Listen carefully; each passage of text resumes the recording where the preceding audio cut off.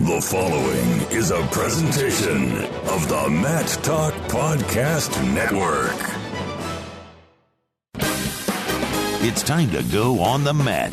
The Cedar Valley's longest-running radio show devoted entirely to wrestling. Brought to you by Rolling Ford and the National Wrestling Hall of Fame Dan Gable Museum on 1650 The Fan. It's that time on the mat, 1650 The Fan. I am Kyle Klingman of the National Wrestling Hall of Fame Dan Gable Museum, joined by our own personal Zen master, Doug Van Gelder. Welcome, Doug. What advice can you give me to stay calm and tranquil? Where's our outdoor wrestling match at this year? Tomorrow. Where is it, though? Fayette, Iowa. Fayette, outside. Yeah, Fayette, Iowa. It's amazing, isn't it?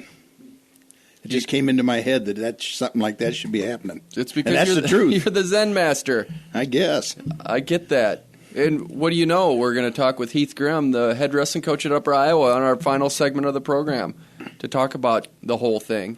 So it's going to be fun. And we had the trend of one guest. We had to go back to two because there's too much to talk about right now. We're getting bombarded this week with information, which is great. It just shows what's coming up for the wrestling season. So we get to talk to Pete Bush, the head wrestling coach at Davenport Assumption. On our first segment, he was an NCAA champion for Iowa in 1982, and then Heath Grimm from Upper Iowa. Pete Bush is another guy that's very philosophical and has good insight into the sport and where we need to go with things and the current trends. So to talk to both these guys today on Fight Night. So Fight Night, it's just after 5 o'clock right now. I'm sure there are people at Joe's Nighthawk, which may be the final fight night. Joe might be selling, it might not. There's been rumblings that might happen, so you don't want to miss out. That would be something, you know, if I was a new owner of that, I would keep it going, but then you can't guarantee that. So. No, you can't, but you'd hope maybe the last one Joe's directly associated with. Well, the new owner might not keep it as I understand. a Nighthawk or it could be something else. But Gable will be up there. To my knowledge, Schwab and KJ, I don't know if Iowa's sending anyone and who that's going to be, but it's always a good time. You can just head up there right now. The program for the college coaches starts about 8 o'clock.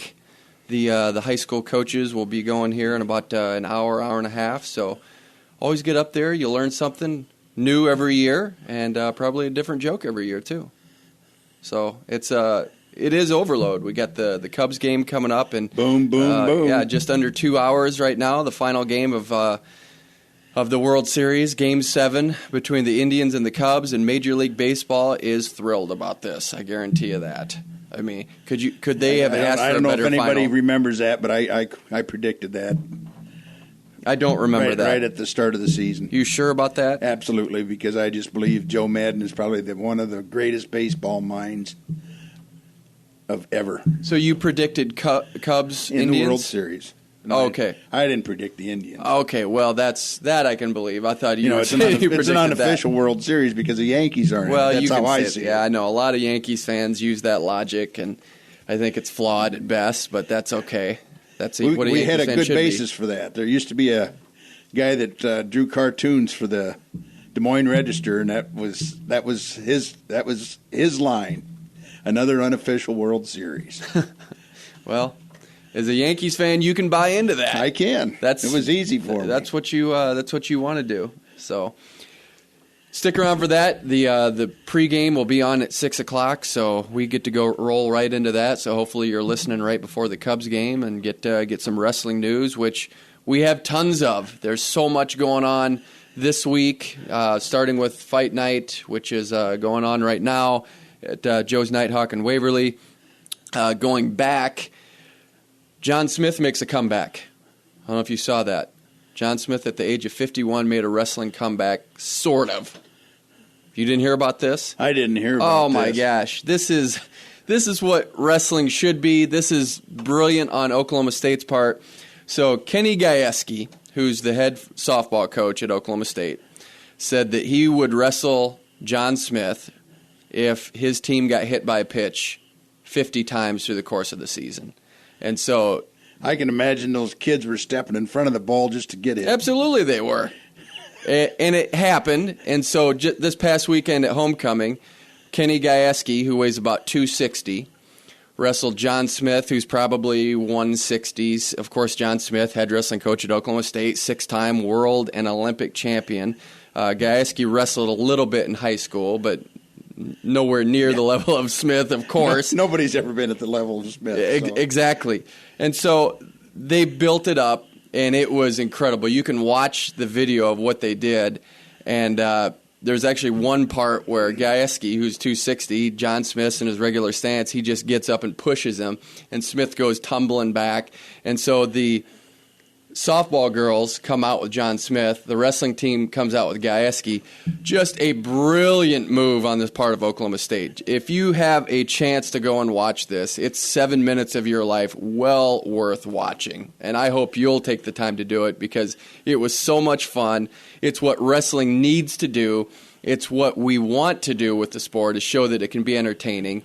Was it a traditional wrestling match? No, but they came out in robes and music, and they hyped it up and had promotional videos in advance. Just a great PR crossover move. of the sports. I mean, that's what it was last year when Iowa wrestled Oklahoma State on the football field. You know, that was fantastic then. So Smith is turning out to be quite the marketer. He is, and it was so neat because you had all of these students together who may not normally mix together.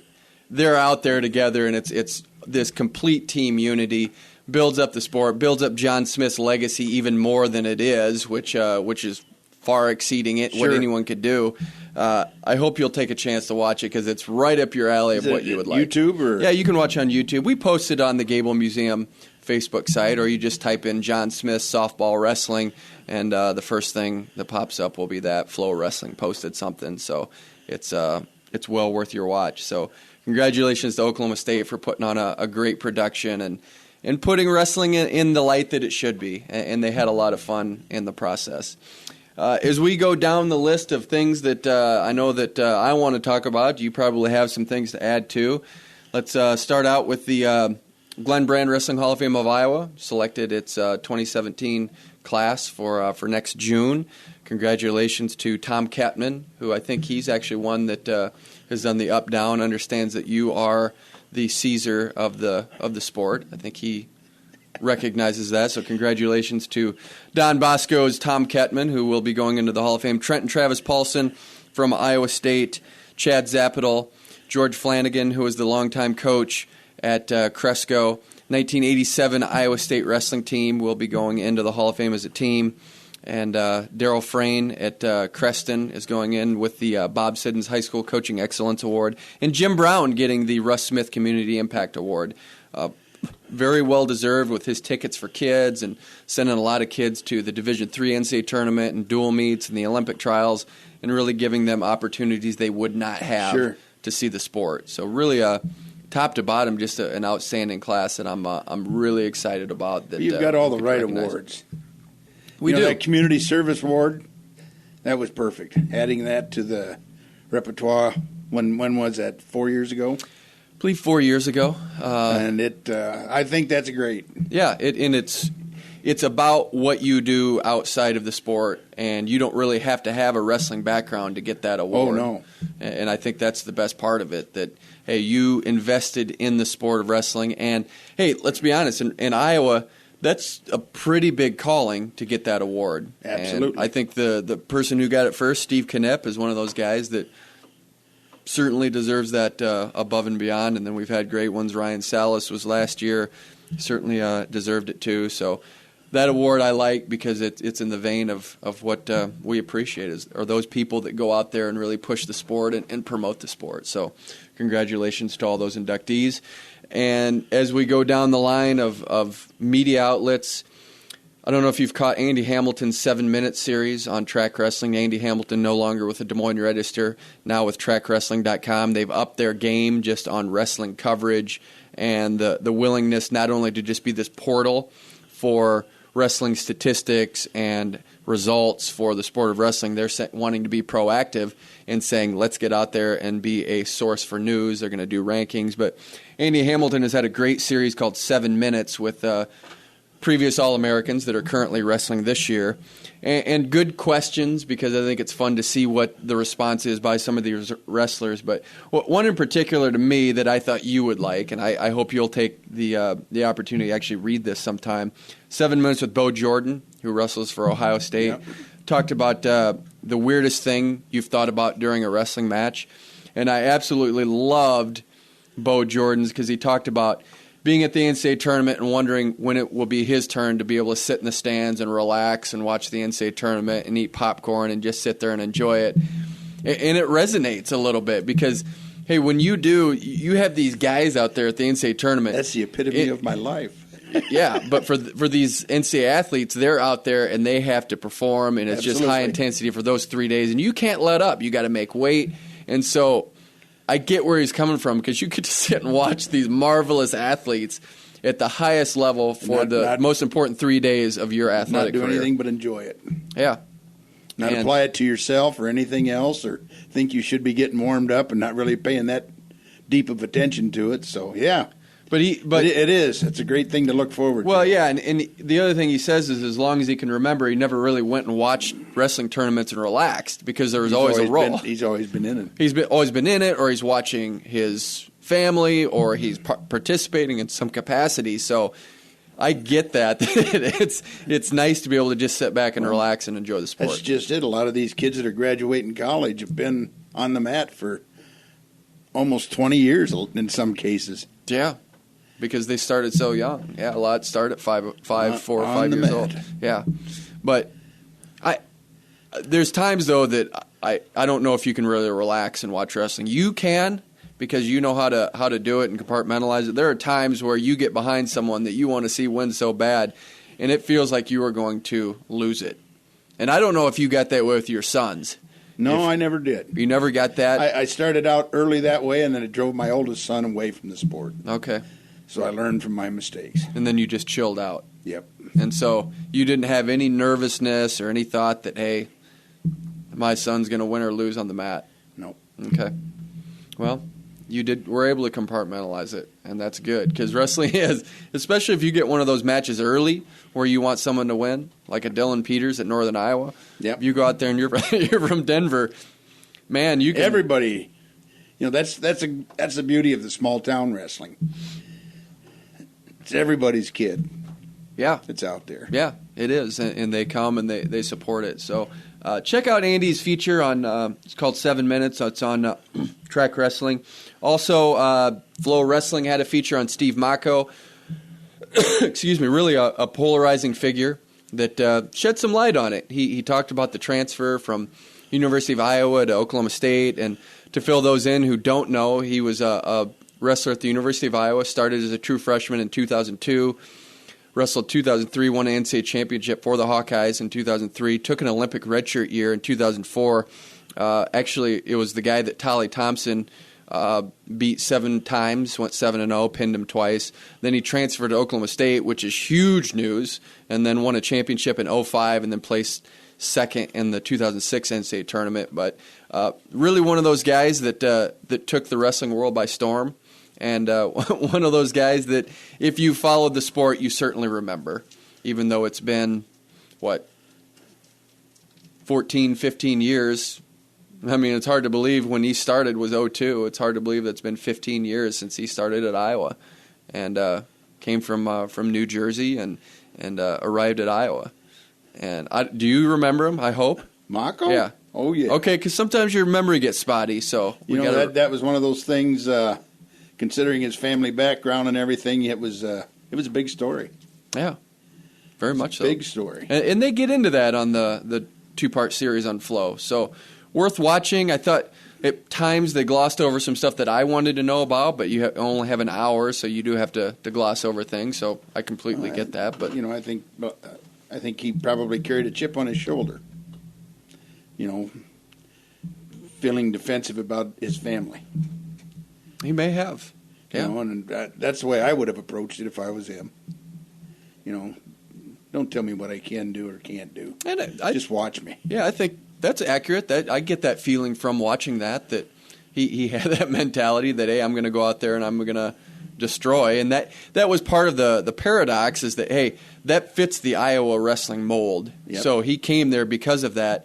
And so to transition and say, I'm going to go to Oklahoma State because I want to go to the next level and all the Olympians are there, it was a little puzzling, and I don't think I ever got the full answer from watching it. I still felt like there were question marks on why he went to Oklahoma State. Yeah, but worth watching, and hope you'll take a look. Also, Matt Talk Online, where you can get all of our podcasts. Love that Jason Bryant has daily news, and that's every morning I get in my inbox from Matt Talk Online and Jason Bryant, I get wrestling news from around the country. So it's worth subscribing to. And I don't know if you do it yet, but to be able to get that 7 days a week in your inbox just to have what the latest wrestling news is, it's really changed the way that I don't go to websites now. I go to them through that email, and so it just takes a lot of the work out of just saying, all right, I'm going to go to this particular website because the story from themat.com happens to be in that email. So sign up for that, subscribe to that. It's well worth it. As we wind down on this segment, just a ton of stuff going on this weekend. We have preseason nationals in town, great tournament to come to. If you're interested, Dan Gable's going to be at the Unidome at 11 o'clock, probably 11 to noon this Sunday for an autograph signing at the Unidome. So always a great opportunity to meet the legend and see the greatest sports figure in our sport and interact with him a little bit. So head up to that. All-Star Meet this weekend as well. So you have that opportunity to check out some of the greatest wrestlers in the country go head-to-head in an exhibition. So like I said in the opening part, man, we can't even get to all this. There's so much going on. I know it. Got the kickoff to, just in a little bit here at Joe's. Yeah. And then fill us in. Are we going to hear from Grimm on what's going on up there, Upper Iowa? What, with the outdoor meet? Yeah. Oh, yeah. Yeah. I mean, that's why we got him on. Yeah, that's why we got him on. And so we don't need to get into that here. Right. Okay. Yeah, didn't want to talk about too much of that because he's going to fill us in on what that's going to look like and the rationale. And a lot of people are jumping on board, as we talked about. Hey, Iowa set that trend, and like a lot of people are hopping on board with that. You'd have to think that that was part of Smith's thing with the coach. Yeah, of course he's going to accept. Sure. I mean, why wouldn't you? It's chance to market the sport in a different light. Yeah, and people come out because it's spectacle. I mean, they come out and you have the smoke and you have the robes and all those things that wrestling should be doing a little bit more. And it was so much fun. And I get it that, hey, we know that what's going to happen. I mean, Smith lateral drops him. I mean, I'm giving it away a little bit, but you see some of it. But they play a little bit, and there's just some interaction with each other, and they get after each other. So just a lot of fun, and I can't speak highly of it enough that you just really do need to go and watch that video. So maybe during a break I'll show it to you so we can fill you in. Make sure you stick around for Pete Bush. He always has a lot to say about the sport and what's happening with high school wrestling, and I'm sure he has some views on what's going on with college wrestling too. So he has a lot of wrestlers out in the college scene as well. Stick around for Pete Bush, head wrestling coach at Davenport Assumption, next on the mat. 1650 The Fan, KCNZ. We are back on the mat, 1650 The Fan. I am Kyle Klingman of the National Wrestling Hall of Fame Dan Gable Museum, along with Doug Van Gelder. Our first guest is a wrestling maven. He knows a lot about the sport. He's a philosopher of the sport.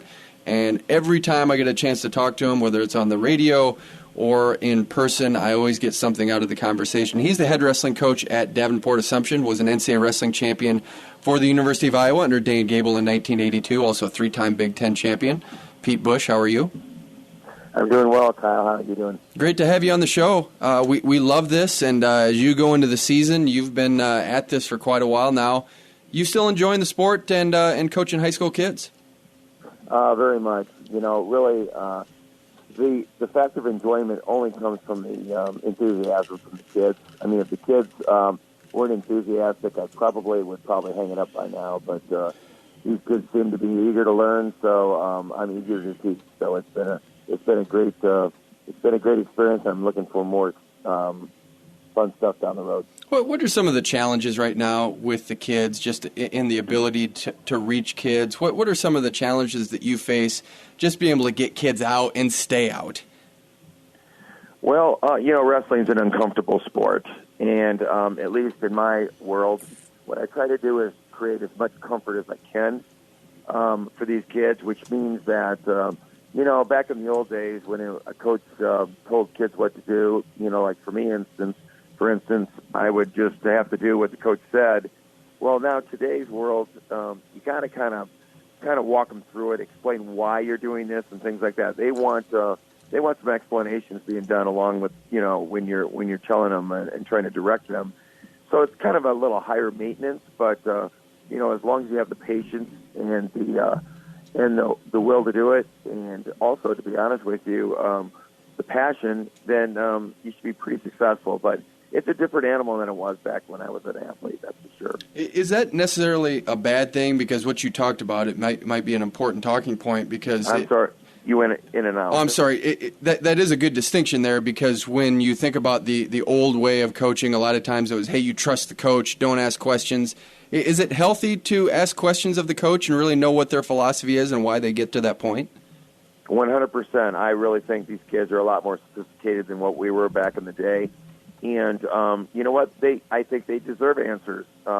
There's some questionable people running programs. And I don't mean wrestling. I'm just talking about coaches in general. And I think the coaches that don't want to answer questions, or the coaches got to watch, because I'm more than happy to answer any questions that either the athlete or the parent may have, because they've got a window of opportunity in their high school years to create memories from their athletic career, and you know what? They want to know what's going on, and I have no problem giving them some answers. Where did Gable fall in the line of that? Because I think I saw Gable as a guy that you just didn't ask questions of, that he was the Yoda master, and you didn't question Yoda. Did Gable want you to engage him and ask questions about his philosophy of the program? Quite honestly, I asked him tons of questions, okay. And he never ever looked at me crookedly or anything like that. He answered the questions,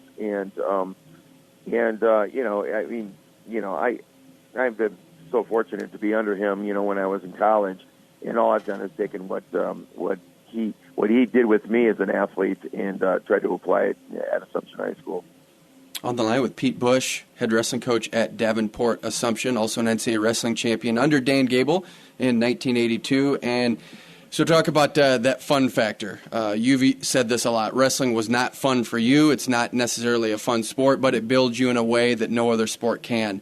Are kids believing that? Are kids getting on board with that and realizing that wrestling is that sport that can lead you to greater things?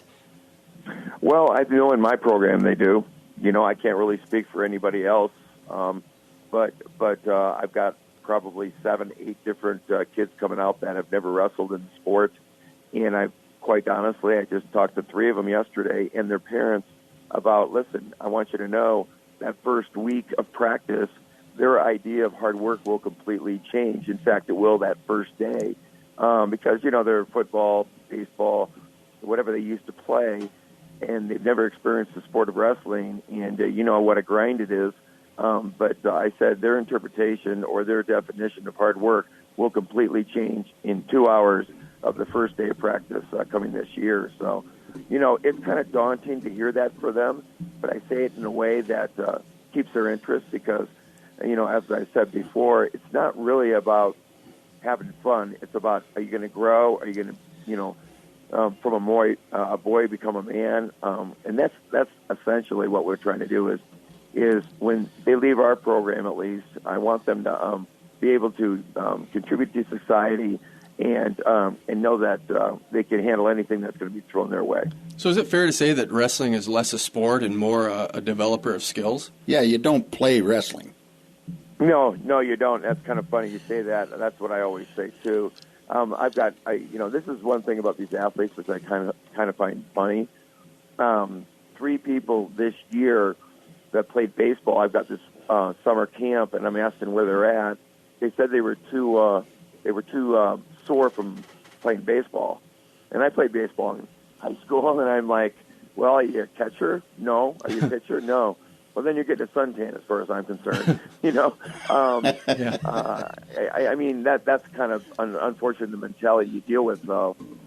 because there's no way that they should be too sore from baseball. And I love baseball; it was my favorite sport growing up. And but as far as becoming a better athlete, I don't think baseball's the way to go. Now, with winning state championships, as you have, 4 dual state titles, 2 traditional state team titles, the expectation is that you always want to reach the apex and win championships. How are you guys looking for this season? We've been, honestly, and we've been very fortunate winning those championships you mentioned of. I don't talk about that, honestly. I talk about preparation and then performance. I don't really talk about wins and losses. Obviously, in the postseason, you get a little bit more about that, but it's really about what kind of wrestler can you be at the start, in the middle of November, and then where you're going to be at the end, at the end of February. I think we're one of the few programs in the state that I feel like we really, really do get better from the start of the season to the end. So I don't really harp on that. These kids, they have a lot of anxiety. They got a lot of things going on in their life, far more than what I did when I was growing up. So I don't want to put extra pressure on them. And as you know, the parents can be a little bit much on that too as well. So I don't really talk about wins and losses with them. What I do is just try to, create an atmosphere for them to be able to learn as much as they can. And then we've been very fortunate. By the end of the year, we've been able to kind of put it all together and had good results from it. How many parents are living vicariously through their kids? Half of them. It's Half? ridiculous. Yeah, I'm embarrassed to say it, to be honest with you. But it's true. And what's weird is I've got to have these conversations and say, listen, I'm their coach. What your role is just support, 100%. That's all you need to do. Don't even talk to them when they come back from practice. If they don't want to talk about it, let them bring up the sport. Let them bring up the subject matter. But I don't want you to do that. And more than half probably fail in that way. Why do you think that is? Is it lack of success that they had, or they had success and they want more of it? I mean, what's dig deep on what it is about that? Well, I to be honest with you, what I think is it's kind of keeping up with the Joneses. It's kind of like everybody's more about the sizzle than the steak. They just, I've never seen for instance, my wrestlers right now, and it's been this way forever. This is when I first got here 10 years ago. They're more concerned about what socks they're wearing as opposed to getting ready for the match. And a lot of it's just, how they're looking and things that really aren't important. And that's my job, is to kind of de-emphasize that. And unfortunately, I think the parents are like that too. They don't really put their money in the right areas. I mean, I'm guilty of it too, to be honest with you. As far as I'm concerned, your kids are your biggest investment you have in your life. And they would rather sacrifice some of that stuff and buy a nicer car, which mystifies me. But that's kind of how it is, or the name brand jeans or what have you. It's just a different environment than when at least I grew up. My parents, it was kind of like nose to the grindstone, and again, hey, that's the coach, you listen to him. Now, I don't necessarily agree with that. Just because he's the coach doesn't mean you have to listen to everything, because there's a lot of bad coaches out there. And that's what I like about, I encourage our kids to be able to ask me questions, because I want to answer those questions, because I think they deserve answers.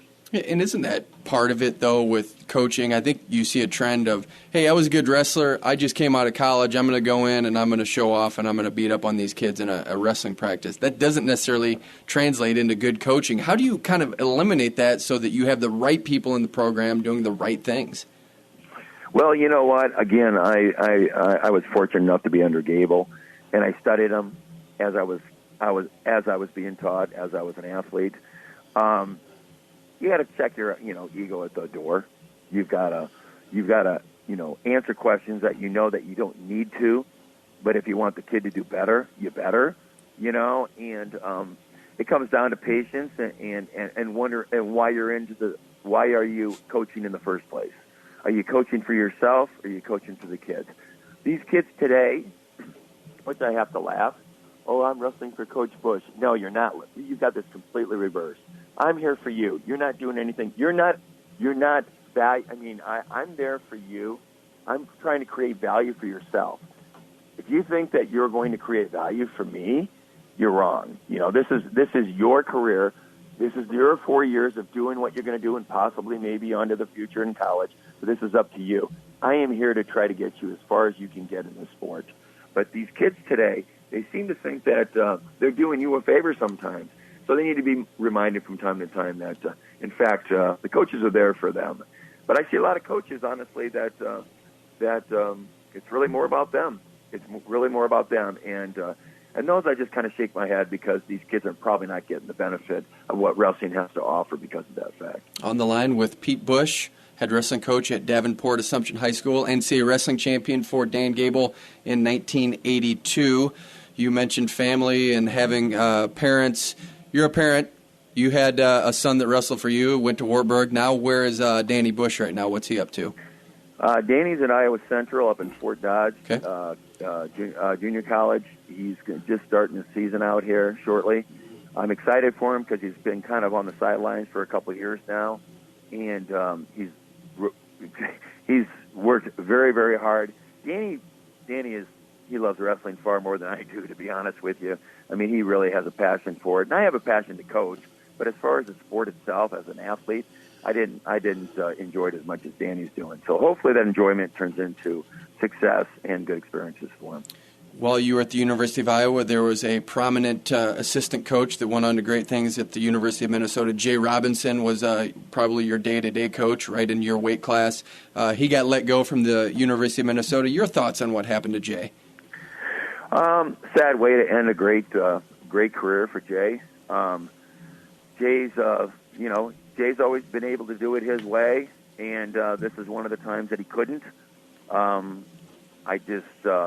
Regardless of the circumstances, Jay will always be right up there at the top as far as my respect for him as a person and as a coach and what he's done for me specifically. And the things that I've learned from Jay, my wrestlers are the benefactors of those of some of that knowledge. And he was probably your guy that worked with you in practice, I would assume. Very much so. I worked with Jay a lot. Jay was a technician. Gable was kind of the blood and guts guy. They were a perfect combination. To be honest with you, that's kind of what Penn State's got going on over there right now. And, what happened with Iowa, truthfully, was Gable retired and Jay went to another school. And obviously I was still a power, but not to the degree they were back with Jay and Gable. I think if Jay and Gable, stayed together for 2 more decades, it would have probably won, 18, 17 national championships. But they had a good run when they were together, that's for sure.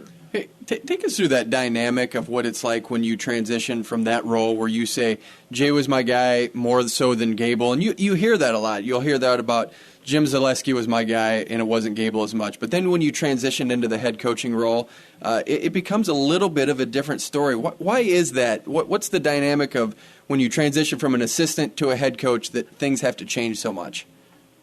Well, because you're managing not only the athletes, you're managing your assistant coaches as well.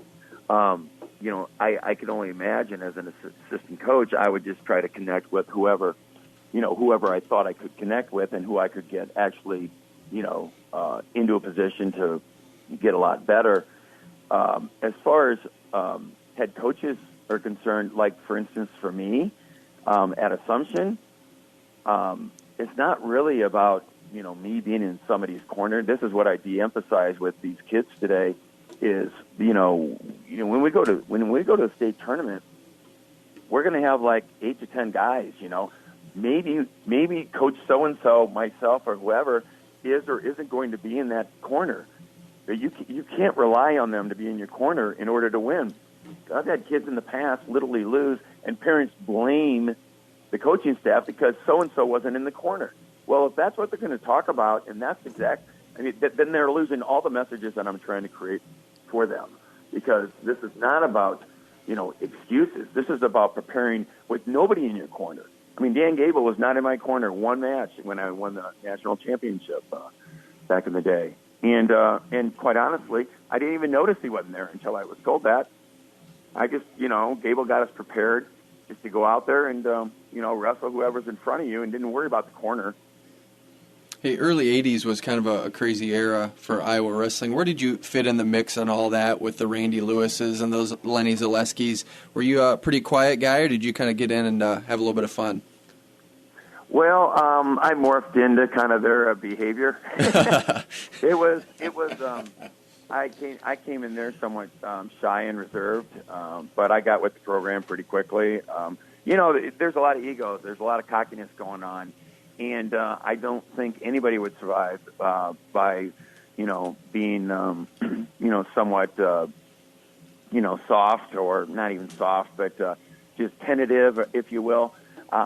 Wrestling, the thing about wrestling is I don't believe, and I've ran into some people like Mark Johnson and things like that who have a very nice demeanor off the mat and things like that. But you got to be kind of a little edgy, no matter who you are, in order to get to the success that, at a national level or world level or what have you. It's got to, it's got to, you really can't just check it at the door when you go off the mat. You've got to almost live it to a point. And I find myself at age 55 still doing that. It doesn't make me a lot of friends, but you know what? There's kind of a code that you live by, and I look proud of the guy that I look into the mirror every day. Not every day, but I account for myself every single day and know if I need to get better or not. But wrestling is a great sport to be able to, create a better person out of yourself. Pete, we always enjoy having you on the program. Thanks for giving us your insight, and I know we'll have you on the show again. Fantastic. Thanks, Kyle. Appreciate it. All right, Always Pete, love talking to you. Pete Bush there. Up next, we have the head wrestling coach at Upper Iowa, Heath Grimm, next on the mat, 1650 The Fan. 1650 The Fan, KCNZ. We are back on the mat, 1650 The Fan. I am Kyle Klingman of the National Wrestling Hall of Fame Dan Gable Museum, along with Doug Van Gelder. Our first guest is the head wrestling coach at Upper Iowa University. He's Heath Grimm. And Doug, I would like to think we could build into this, but I'm so excited to talk about this. We got to start right away with the outdoor wrestling meet that's going to take place tomorrow in Fayette, Iowa. Fill us in, Heath. What's this going to look like? I'm excited about this. Oh, we are all excited about this. First time ever, we're hosting an outdoor wrestling event at Upper Iowa called the Showdown at Sundown. We got a stage getting built as we speak. This group out of Waterloo, Special Occasions, Blackhawk Rental, those guys there and ladies are doing an outstanding job supporting us. So we're going to have a 2-foot stage. We're going to have KCRG live TV there. We're bringing in portable bleachers and seating to surround the mat, which, by the way, is a brand-new wrestling mat that just got shipped from Resolate. So we're excited to get that out and on display. And it's going to be in a scenic little part of campus where you got some oak trees surrounding it. There's a couple berms. We got a waterfall in the background.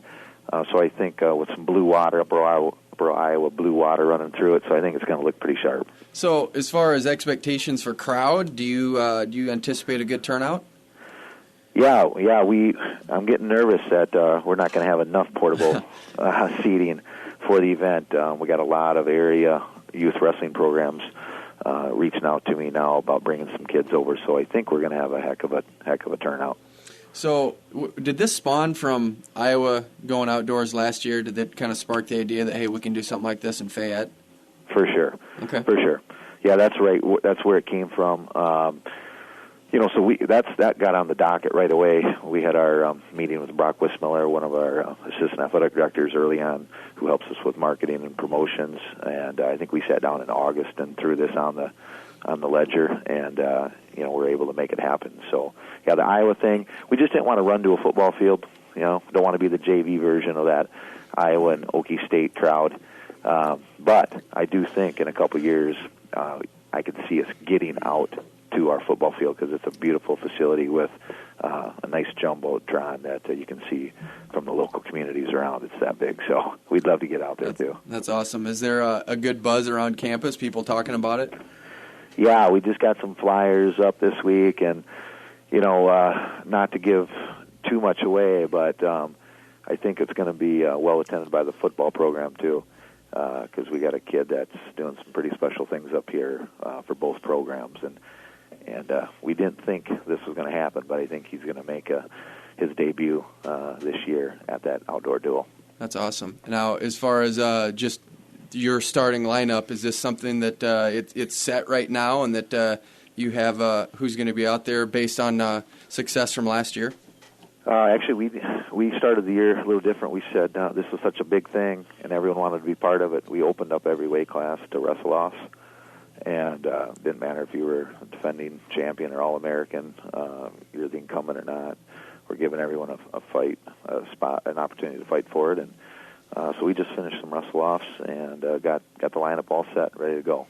Now, I love that you have such a diverse lineup. You have guys from Florida and guys from New Hampton, Iowa, and I think that's such a great part of the program. I want to talk about a couple of those guys starting at 125 pounds. What a great story with Malik Williams. I'm assuming he's going to be your guy for the duration of the season, but had open heart surgery last year and then got into the lineup. How's he doing? What's his progress been? Is he full steam going into the season?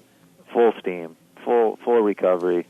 Doctors were just amazed at this kid and kind of writing the new script on a young kid that suffers a stroke and moving forward with that. So, yeah, I mean, he's rock solid. You know, he's just like any of these guys, you know, still battling some things on just getting, ready to go this year and getting weight down. But, he had a wrestle off and he beat a kid out from Clear Lake, Iowa, Ryan Schmallen, that's got a bright future as well. So Malik's chomping at the bit, and he's made the comment to me he's going to finally get to where he wants to be, because last year was just a roller coaster ride with his health, and he wants to be very stable from start to finish this year. On the line with Heath Grimm, head wrestling coach at Upper Iowa.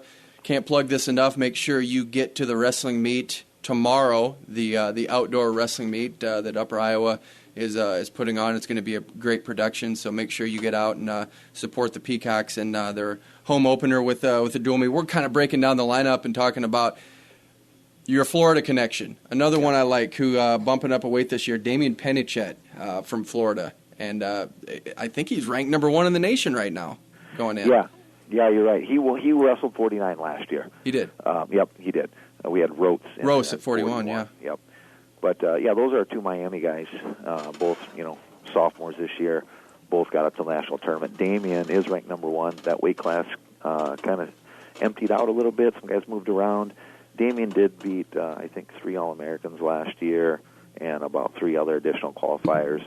So, it's rankings are rankings, but, if you're going to throw someone up there, I don't think that's a bad choice. So I'm glad to have Damian up there, and he gets to run with that experience. And, and Malik's obviously ranked as well. So those 2 Florida kids are doing a heck of a job for us. What's been your Florida pipeline? Fill us in on how you got these guys.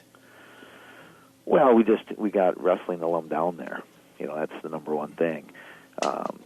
So ever since I took the job here, and we were in need of a certain weight class one time, back in 2002, I needed a heavyweight, and we were reaching out to everybody, and we found a heavyweight down in Florida, and ever since then, we've been able to keep some strong connections. And the guy that came up here during that experience was Brian Black, a heavyweight, and he was an All-American that year, which helped our program that year take 2nd in the country. So, the kids that have come up here have had tremendous success, and how that goes, there's no better recruiting agent than kids' personal experiences being an A+.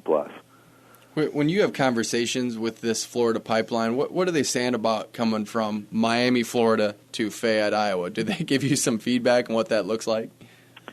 Well, obviously, it's, socially, community structure is a heck of a lot different. But these kids that are leaving that area to compete or to go to school and compete, I mean, they're obviously pretty serious about it, or else they wouldn't travel that far and take the leap of faith. But, these kids are being exposed to events like what we're doing on Thursday, and just where wrestling is in the newspapers and on the TV, where it is, one of the premier sports here in the state of Iowa, and they love that experience. So I think you could probably look around at a lot of rosters throughout the country, and you're going to see a Florida kid or 2 on their roster, and I think it's worthy. Now, Damian Penichet's mom is a hoot. I mean, just having her there has to bring the energy level up 100%. Is it fun to have her at meets for you, just knowing that she's going to be standing pretty much the whole time and going crazy? Yeah. I just hope it doesn't get to the point where it's distracting and that becomes the show in town. But right. Yeah, she definitely gets after it, and I guarantee, though, to some degree, I'd be the same type of parent. I mean, I have 2 young daughters, and if they are across the country chasing their dreams athletically or academically, I'm going to want to be there as much as I can and supporting them.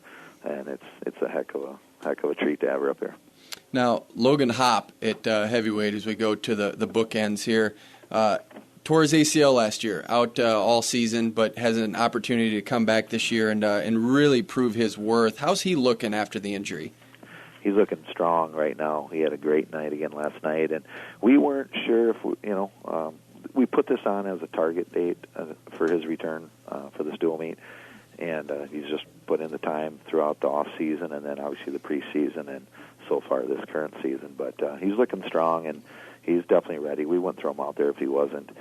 But 2 years of getting to the national tournament as a freshman and sophomore and coming up a match short of being an All-American is really, just fueling his fire and driving him to do big things. And last year he was all set to do so, and the ACL tore, and good thing, he's well equipped. He's got some strong legs and a great work ethic, and he's able to come back, and he looks like he's ready to go. At 165, Nick Georgian is there. We just had Pete Bush on the program. Georgian wrestled under Pete Bush, and Pete has actually said he's one of the top 3 most talented kids to come through the program. Is that talent going to translate into results this year? More consistent results would be a better way to say it, because he has flashed and done some good things for us as a number 2. But yeah, I mean, Nick is actually in a battle too for that spot. I mean, we got a kid out of North Butler, Cody Nelson, that was a state runner-up in his high school career. That they went, I think it was 6-4 sudden victory. So I mean, it's a battle going on there. Nick definitely has a skill set to compete, but he just needs to be more seasoned. He needs to be put underneath the microscope a little bit more. It's one thing, to come on out and start. It's another thing to be the guy every day. And, we're waiting for one of these 2 kids to take the reins on that. Now, hey, looking back, there's been some great dual meets. Was that meet that you had against Minnesota State Mankato where it came down to it? And we talked about it in the show, and I don't think we've talked to you since then, but where your guy just had to not get pinned to win the dual meet. That has to rank up there as one of the great moments in your coaching tenure, doesn't it?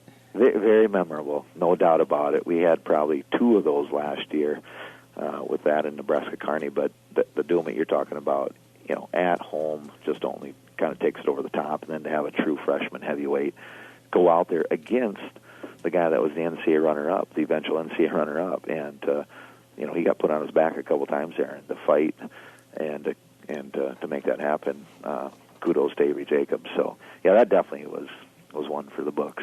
Is that something that the guys still bring up? It was one of those moments that defined last season?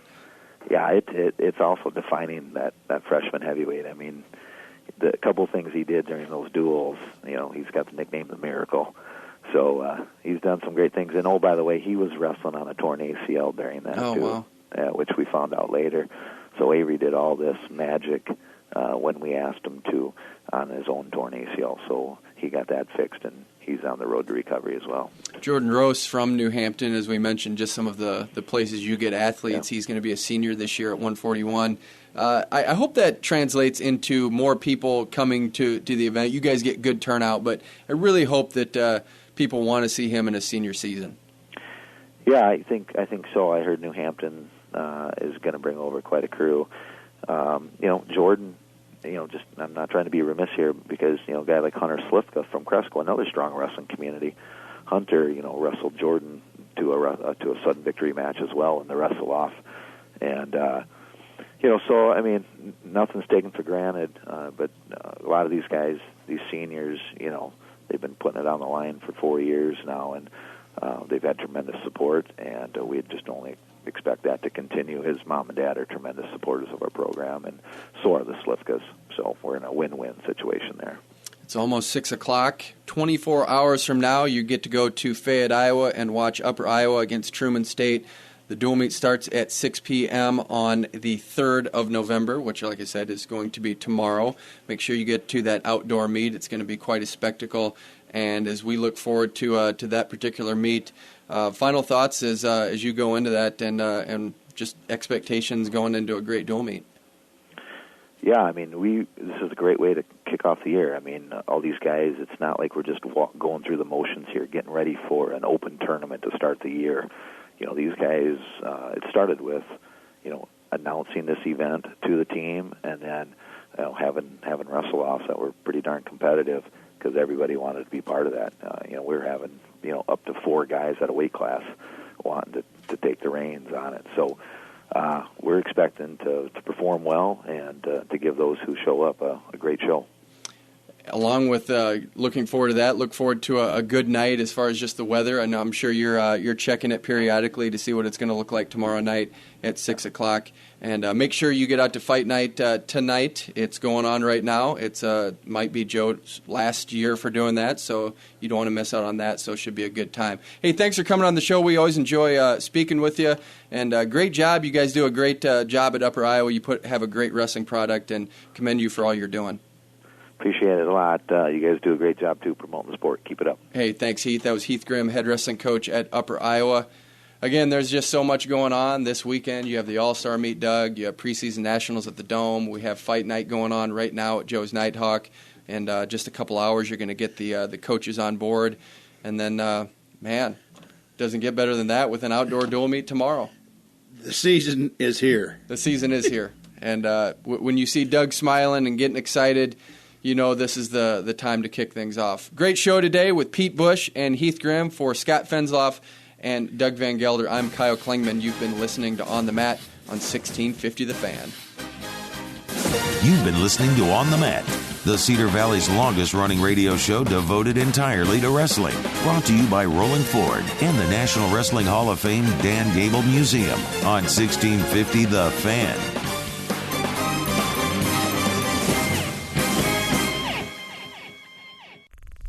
This show is part of the Mat Talk Podcast Network. For more wrestling podcasts, head over to MatTalkOnline.com.